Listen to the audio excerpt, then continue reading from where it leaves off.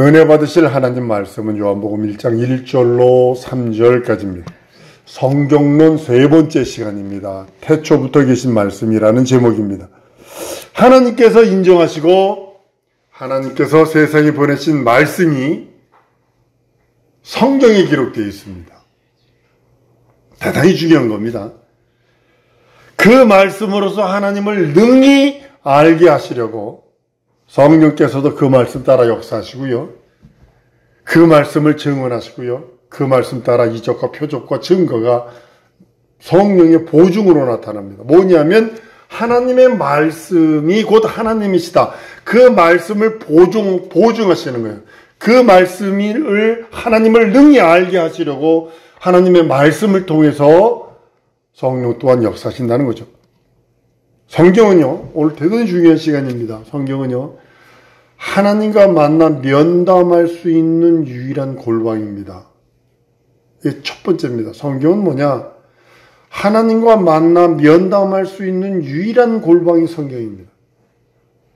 두 번째는요, 성경은요, 하나님과 마주 앉을 테이블과 같은 거예요. 시편 23편에 원수의 목전에서 내게 상을 베푸시고, 그 상이 밥상입니다. 하나님과 마주 앉을 수 있는 테이블이에요. 세 번째는요, 성경은요, 하나님과 마주 앉을 수 있는 유일무이한 수단입니다. 하나님과 어떻게 마주 앉을 수 있을까? 하나님 말씀 외에는 없습니다. 하나님께서 성경을 하나님과 우리 사이에 놓으시고 성경을 통해서 우리를 만나주시는 거예요. 대단히 중요한 겁니다, 이거. 우리도 역시 성경을 통해서 하나님을 만나야 돼요. 성경 없이 어떤 현상 중요합니다. 현상 부정하는 거 아닙니다. 방언도 중요합니다. 환상도 중요합니다. 신유도 중요합니다. 귀신 쫓는 것도 중요합니다. 다 중요합니다. 그러나 그 어떤 걸 있을지라도 현상을 통해서 하나님을 만나러 간다면 이거는 심각한 문제입니다.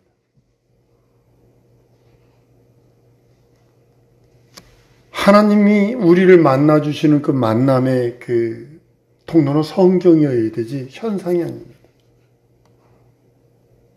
현상으로서 뭐 하나님을 만나려 한다면 그걸 다른 말로 뭐냐면 신비주의라고 그러는 거예요. 현상으로 하나님 만나려고 그러는 거예요.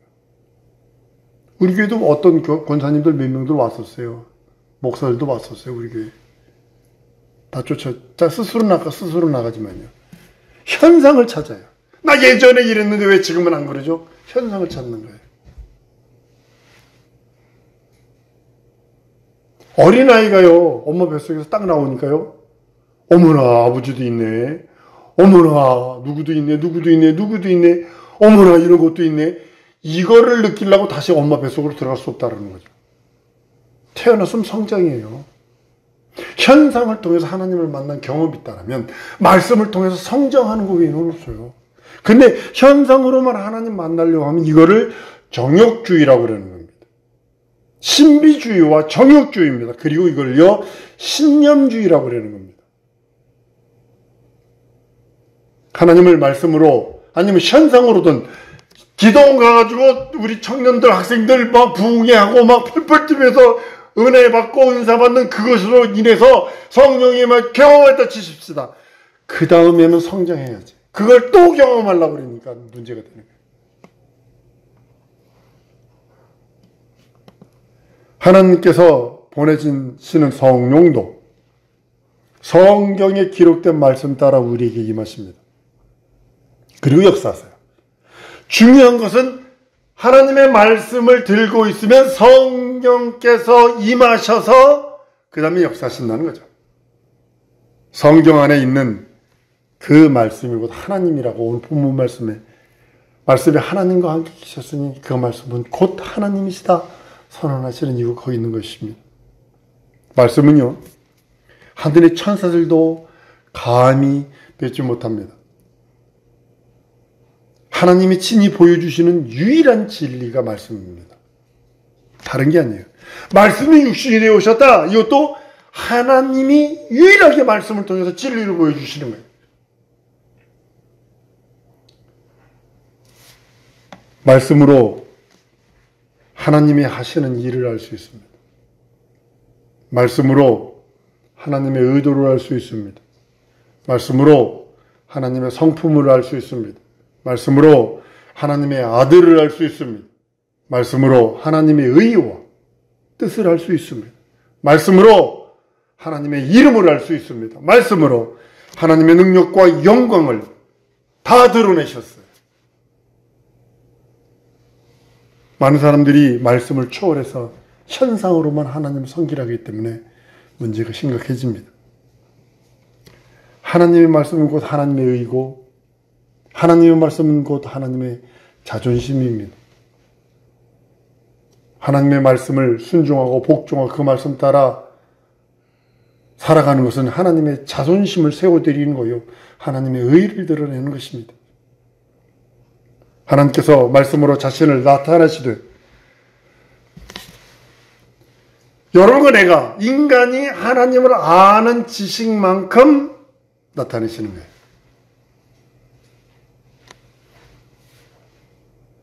내가 하나님을 깨닫는 만큼 하나님의 그 말씀, 같은 말씀인데 깨닫는 각도가 다 틀려. 같은 사건인데 보는 눈이 다 틀려. 느끼는 것이 다 틀린 것처럼 하나님의 말씀을 통해서 자신을 나타내시는데 어떻게 했냐면 인간이 하나님을 아는 지식을 감당할 만큼 나타내신 하나님의 의, 그것이 말씀입니다. 인간이 그 말씀 앞에 나가서 그 말씀을 맞이할 수 있는 참된 심령, 그것을 뭐라 그러냐면 믿음, 이렇게 표현하는 거예요. 믿음이 뭐냐면 다시 한번요.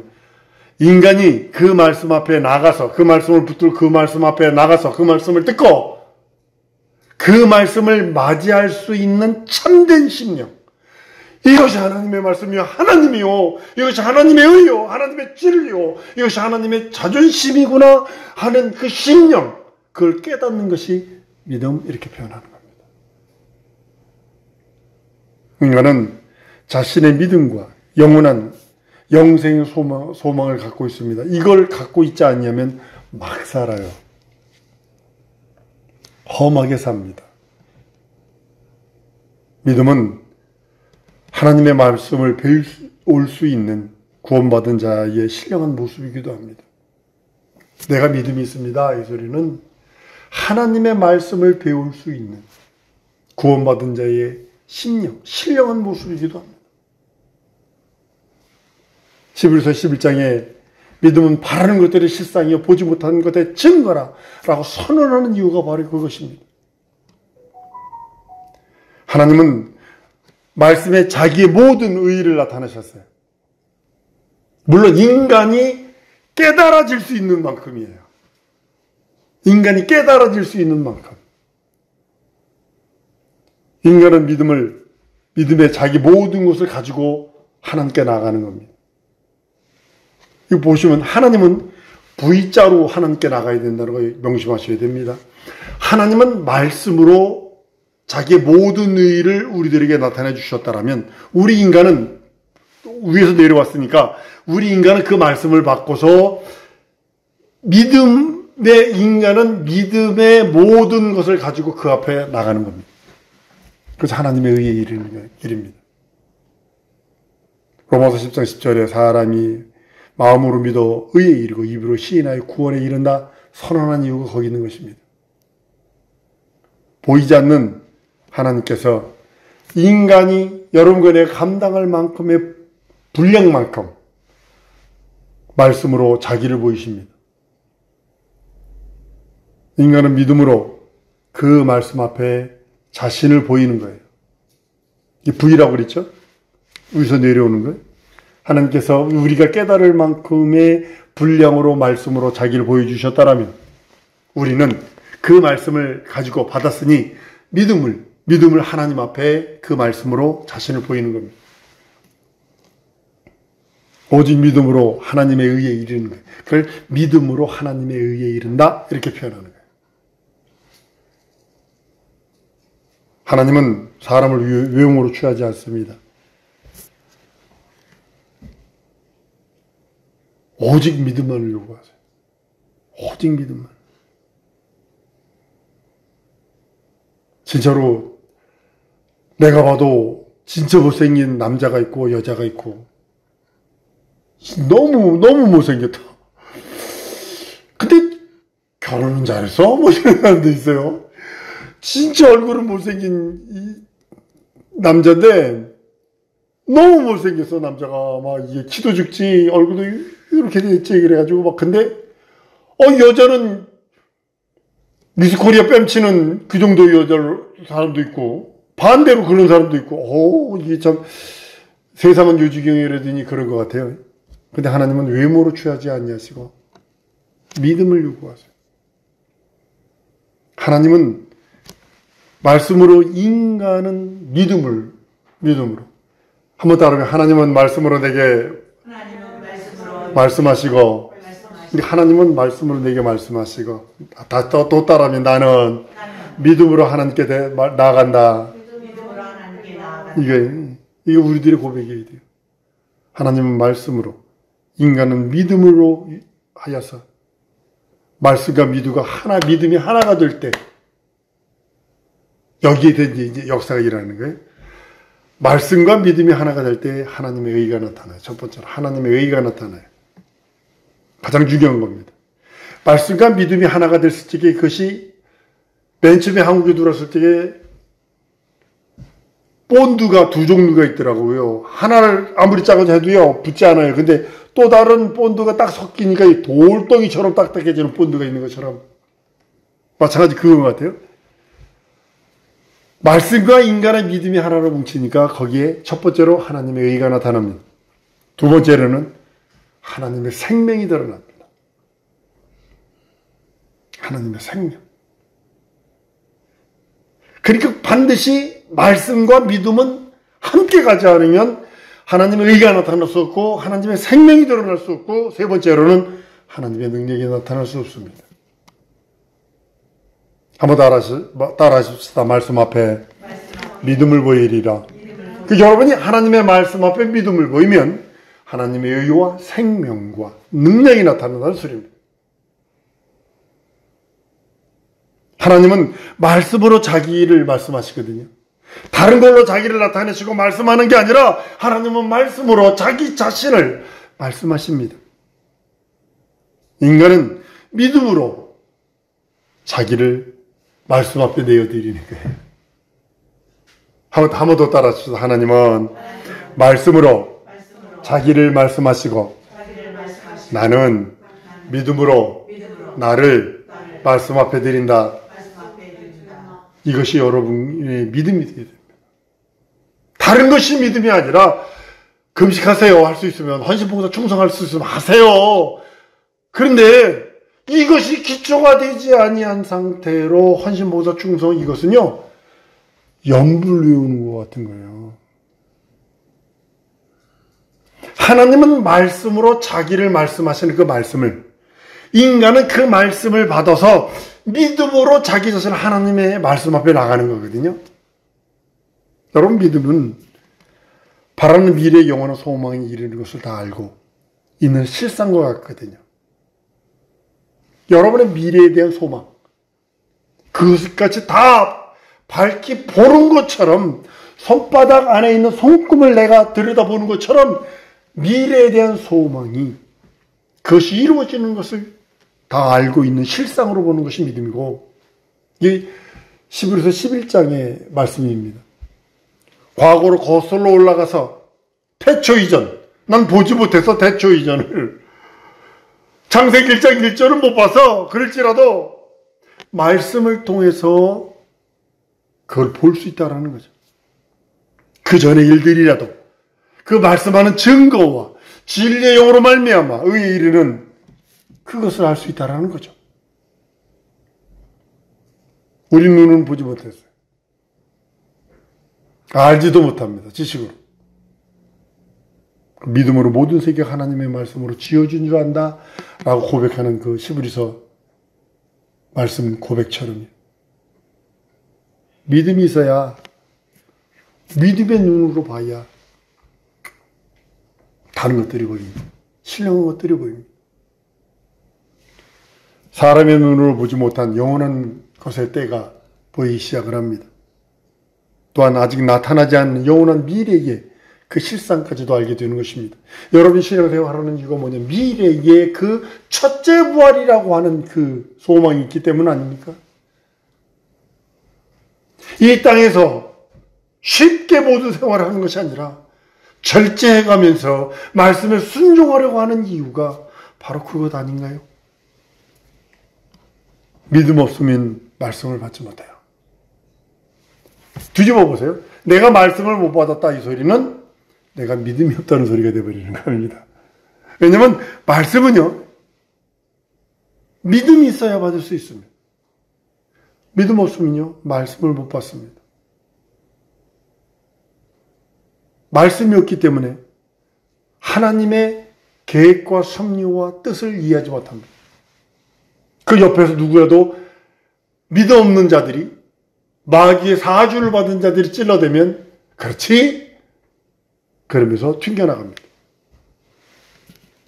믿음이 없으면 성경 속에 있는 진리와 진리 안에 들어있는 영의 세계와 영의 음성 들을 수 없어요. 믿음이 그렇게 중요한 겁니다. 성경은 믿음을 담고 있어요. 성경 속에 있는 믿음을, 그 믿음을, 성경 속에 있는 진리를 믿음으로 캐내는 것입니다. 진리 안에는 영의 세계. 여러분 귀신 쫓아내고 원수마귀 귀신 사단의 세력들이 쌓아 올려놓은 모든 진들을 파할 수 있는 것이 영의 세계거든요. 그것이 뭐냐면 믿음으로 파할 수 있습니다. 그리고 영의 음성을 들을 수 없어요. 영의 음성은요, 따라 이리 가라 저리 가라 이게 영의 음성이 아니라 지나가고 있는데 내가 못 깨달아서 지나가고 있는데 어떤 사람들이 얘기하는 데 보니까 그게 내 귀에는 천둥 치는 소리처럼 들릴 때가 있다니까요. 그렇구나. 내가 이걸 그래서 깨달은 적이 난 여러 번 있습니다.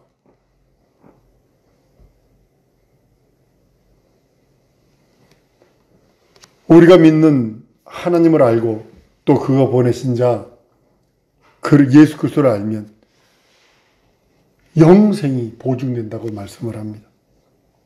하나님께서는 하나님을 알고 그가 보내신 자를 알며 이와 같은 일을 하시려고 태초 이전부터 영원 전부터 작정하신 일들을 그것을 깨닫고 그것에 순종하는 것이 삶의 모든 지혜입니다. 마귀는 그걸 방해하죠. 철두철미하게 방해하죠. 아주 집요하게 방해하죠. 그 길 가는 것 자체를 방해하죠. 하나님 우리에게 영생을 주시려고 독생자를 세상에 주십니다. 영생을 얻기 위해서 유일하게 참하는 것, 그를 보내신 자 예수 그리스도를 아는 것이라고 성경은 말씀을 합니다. 요한복음 17장 3절에요. 하나님께서 성경과 그 안에 있는 말씀과 그 안에 있는 진리를 알게 하시려고 또한 성령을 보내주시는 거예요. 예수께서 오셔서 그 실상을 말해주셨기 때문에 그 실상이 하나님이요, 그 실상이 실존이요, 그 실상으로 하나님께서 보증하셨다는 것을 보여주시기 위해서 성령을 보내셔서 확증하시는 겁니다. 성령은 하나님의 깊은 것이라도 통달하시는 하나님이시라고 성경은 고린도서 2장 10절에 말씀을 합니다. 누구든지 성령으로서만 하나님의 말씀을 받을 수 있어요. 그래서 성령 충만치 않으면 하나님의 말씀이 겉돌아요. 물과 기름처럼 겉돌아요. 요즘에 과학이 발전해서요, 물과 기름을요 섞어버릴 수 있는 능력이 있어요. 요즘은 과학이 있어가지고 뭐 어떻게 하면 뭐 집어넣으면 물 속에 기름이 섞인대요. 근데 보편적으로는 물 위에다 제가 예전에 방위를 받았는데 기름 탱크가 있어요. 여기 자동차 기름 탱크가 되게 커요. 큰 통인데 바깥에 보면 뭐가 있냐면 이렇게 기름 눈 게이지가 있어요. 게이지가 이렇게 딱 있다고요. 위에 있는데 기름을 빼먹고서 이걸 있는 걸 채우려고 어떻게 했냐면 거기다 물을 부어버려. 물을 떨떨떨떨떨. 물이 부니까 게이지는 올라갈 거 아니야. 기름 조금 넣고 요만큼은 게이지가 요만큼 있으니까 이 밑에는 물이야 나. 그리고 이 게이지 있는 부분만 기름 색깔 노리끼리하게 이래 거야. 그러니까 그거 다 가면 그 부분만 내놓고 물만 빼서 버리면 되니까. 마치요 성령으로만 성경이 깨달아지기 때문에 말씀을 받을 수 있기 때문에 성령 충만치 않으면 안 됩니다. 여러분들 설렁탕은요 요즘에 뭐 설렁탕 펄펄 그 땀 뻘뻘 흘려가면서 설렁탕 먹어야 맛있지. 그걸 뭐 냉장고에 넣었다가 먹을 수는 없는 거잖아요. 냉면도 펄펄 끓여 먹는 거 아니잖아요. 냉면 그 육수가 얼음이 흐른 걸 먹어야 맛있지. 안 그래요?